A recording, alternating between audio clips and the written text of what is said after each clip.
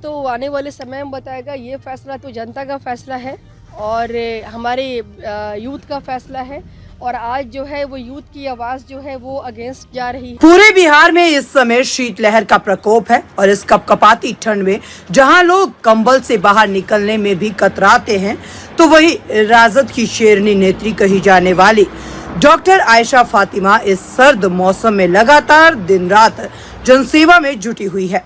बिहार शरीफ में अपनी सेवा से आमजन के दिलों में छाप छोड़ने के बाद इनकी सेवाएं इन दिनों पटना में भी जारी है। जनसेवा के इस नेक कार्य के दौरान डॉक्टर फातिमा ने बीते दिन पटना के बांसघाट पुलिस लाइन, गोलघर, गांधी मैदान सहित विभिन्न स्थानों पर विधवा, विकलांग, बुजुर्ग, रिक्शा चालक, ठेला चालक, सड़क किनारे रहने वाले लोगों और हजारों जरूरतमंदों के बीच कंबल वितरण किए। इस दौरान मीडिया से बात करते हुए डॉक्टर फातिमा ने कहा कि ये दुर्भाग्यपूर्ण है कि आज विकास की वाहवाही लूटने वाली सरकार के शासनकाल में इतने लोग सड़क पर सोने को मजबूर है। ये एक चिंताजनक स्थिति है और सरकार को इस पर सजग होना चाहिए। साथ ही उन्होंने बीपीएससी अभ्यर्थियों का समर्थन करते हुए पुनः परीक्षा करवाने की भी मांग की है। जनसेवा के इस अभियान के दौरान डॉक्टर आयशा फातिमा गांधी मैदान में सत्याग्रह पर बैठे बीपीएससी अभ्यर्थी से भी मिली और उनका हालचाल जाना। कड़ाके की ठंड पड़ रही है और पूरी आधी रात में आप सड़कों पे घूमने पड़ते हैं, क्या कुछ कारण है? अभी हम लोग यहाँ पे कंबल डिस्ट्रीब्यूशन कर रहे हैं। जो लोग ठंडी में आप देख रहे हैं कि झुग्गी झोपड़ी में सो रहे हैं, रोड के किनारे बना करके शेल्टर बना के सो रहे हैं। बेसिकली इनके पास ओढ़ने के लिए कंबल भी नहीं है। तो इस ठंडी में हम यहाँ पे हम जब एज वी कैन सी कि पीपल आर डिसेबल ऑल्सो, यहाँ पे लोग विकलांग भी हैं, बहुत से लोग ज़ईफ़ भी हैं, बुज़ुर्ग भी हैं और बच्चे भी हैं। तो ये लोगों के पास ब्लैंकेट नहीं है। तो इस नेक मकसद से हम यहाँ पे ब्लैंकेट सबको दे रहे हैं ताकि ठंडी में उन्हें थोड़ी सी भी राहत मिल सके, थोड़ा सा भी उनको सुकून और एज ए रिलीफ मिले। अगर थोड़ा भी प्रयास करने से किसी को थोड़ा भी हम आराम दे सकते हैं तो ये अच्छी चीज़ है। मैम, आपके विरोधी आरोप लगा रहे थे जब बिहार से ये काम हो रहा था कि आप राजनीति कर रही, बिहार से भी चुनाव लड़ना है तो आप वहाँ पे कंबल बांट रही थी। ये पटना से तो आपको चुनाव नहीं लड़ना है, तो पटना में आने का क्या कारण है? मैंने कभी इन सारी चीज़ों पे कभी ध्यान नहीं दिया। मेरा किसी से मन का भेद नहीं है, मेरा मत का भेद है। सबकी अलग अलग सोच है, अपनी अपनी समझ है, अपनी अपनी विचार है। तो यहाँ पे मेन जो है एक दूसरे की मेंटालिटी नहीं मैच कर रही है। और मैंने ये सोच करके तो ये नेक काम बिल्कुल नहीं किया कि मैं यहाँ पे ब्लैंकेट सबको दूंगी और कंबल ठंडी में उनको थोड़ा सा मैं अगर उनके चेहरे पे मुस्कान ला सकूँ या मैं उन्हें थोड़ा सा आराम पहुँचा सकूँ तो इससे मुझे कोई बेनिफिट होगा राजनीतिक तौर पे या पॉलिटिक्स तौर पे, ये बिल्कुल भी मेरे मन में नहीं है।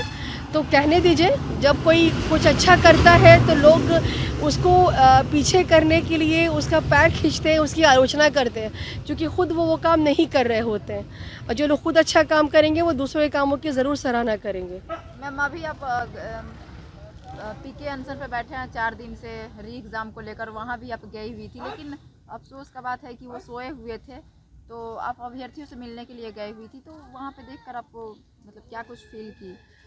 मैंने सोचा कि मैं उन्हें जगाऊं, उनसे बात करूं। फिर मुझे लगा कि दिन भर जो लोग बैठे हुए हैं, थके हुए हैं, अनशन पे है, भूखे प्यासे, और वो अभी थोड़ा सा भी आराम कर रहे हैं, तो उसमें उनको डिस्टर्ब करना, उनकी नींद ख़राब करना ये रात के 2 बजे मुझे फिर ठीक नहीं लगा। तो इसलिए मैं फिर वहाँ से लौट के आ गई। तो लेकिन हाँ, जो लोग स्टूडेंट्स हैं, सारे यूथ हैं, बिहार की जो है फ्यूचर है डेफिनेटली, तो उनकी ये डिमांड्स जो है वो जस्टिफाई है, वो सही है। इस पे गवर्नमेंट को ज़रूर गौर करना चाहिए और इनकी ये डिमांड को पूरी भी करना चाहिए, क्योंकि इतनी ठंडी में जहाँ पे लोग अपने घरों से निकलना पसंद नहीं करते, लोग जो है अपने कंफर्ट जोन से, इवन के ब्लैंकेट से बाहर आना पसंद नहीं करते कि नहीं।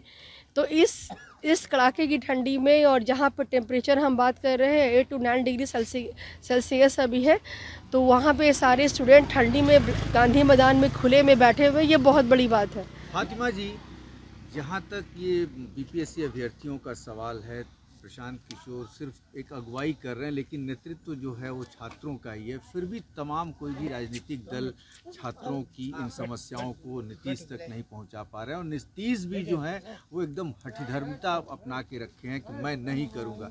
आपको नहीं लगता कि कहीं ना कहीं इन बच्चों के साथ अन्याय हो रहा है? मैंने अभी उसी बात को पूरा किया कि ये डेफिनेटली उनकी जो डिमांड है वो जस्टिफाई, ये सही है। जो लोग सालों भर मेहनत करते हैं, साल भर लगे रहते हैं, 18 घंटा और 20 घंटा 15 घंटा पढ़ते हैं, एक उनका ड्रीम होता है, ख्वाब होता है कि मैं इसको कंप्लीट करके अफसर बनूं। उनकी एक सोच होती है, एक विज़न उनका होता है, उनका टारगेट होता है, एम होता है। तो उसको उसके लक्ष्य पीछे करना, और जब उसका परीक्षा का देने का समय होता है उसके परीक्षा में नाइंसाफ़ी करना, ये बिल्कुल भी गलत है। और मेरी ये रिक्वेस्ट है हमारी सरकार से, हमारे जो है मैनेजमेंट से, हमारे एडमिनिस्ट्रेशन से कि इन लोगों को सपोर्ट किया जाए और गवर्नमेंट को इस पे इमीडिएट एक्शन लेना चाहिए।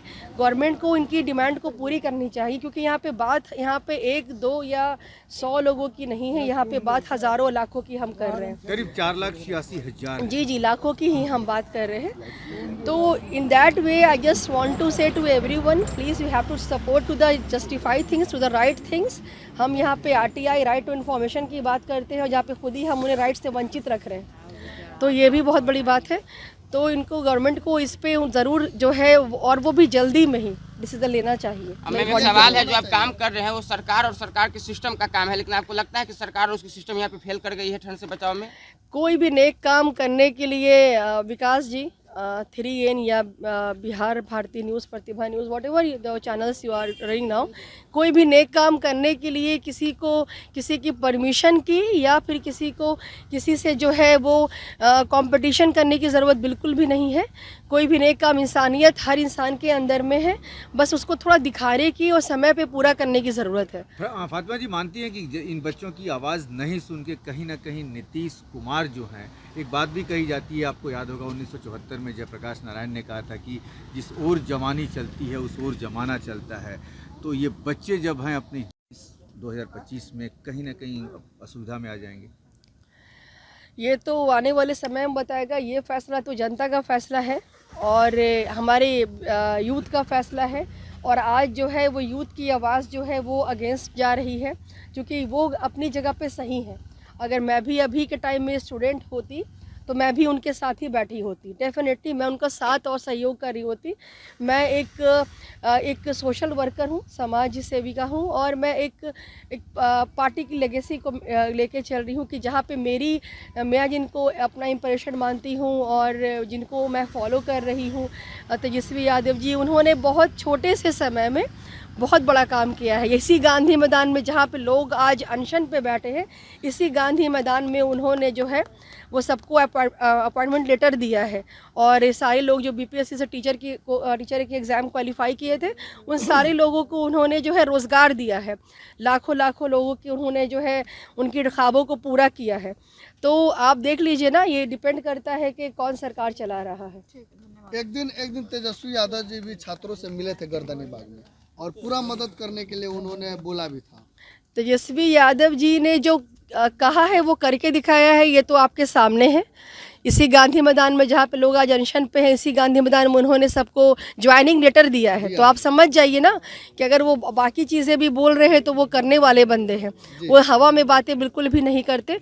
ये तो ग्राउंड लेवल पे हमने सबने देखा है। एग्जाम होना चाहिए। हाँ, बिल्कुल होना चाहिए, क्योंकि यहाँ पे सारे छात्र जो है, यहाँ पे 4 लाख समथिंग जो स्टूडेंट्स है, सबका यही डिमांड है, और जनता की आवाज़ ये जो है वो ऊपर की आवाज़ होती है। ठीक है, थैंक यू सो मच।